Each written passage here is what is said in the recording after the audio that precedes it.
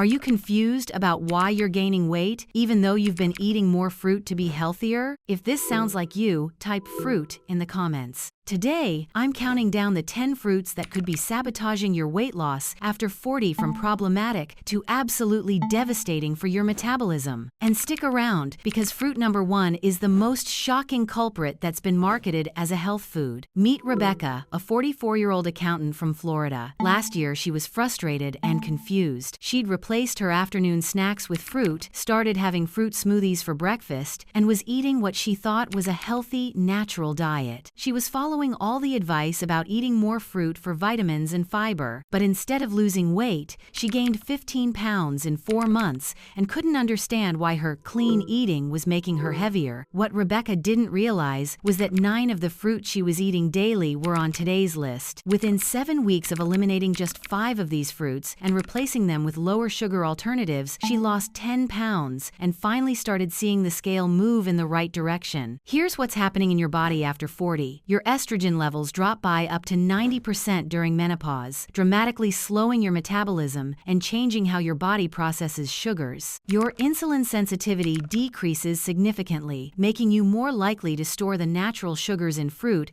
as fat rather than burning them for energy. Your liver becomes less efficient at processing fructose, and chronic inflammation increases, making weight management significantly more challenging. While fruit contains vitamins and fiber, many fruits are surprisingly high in natural sugars that can spike blood glucose levels and trigger insulin release, promoting fat storage around your midsection. The key is understanding which fruits support your changing metabolism and which ones work against your weight loss goals during menopause. Let's dive in. 10. Dried fruit. Dried fruit might seem like a healthy snack, but the dehydration process concentrates the natural sugars while removing the water that helps you feel full. A small handful of dried fruit can contain as much sugar as several pieces of fresh fruit. Dried fruits like raisins, dates, and dried cranberries are extremely calorie-dense. Just 1/4 cup of raisins contains about 29 grams of sugar and 120 calories, making it easy to overconsume calories without feeling satisfied. Many commercial dried fruits also have added sugars, oils, and preservatives that increase the calorie content and can trigger inflammation.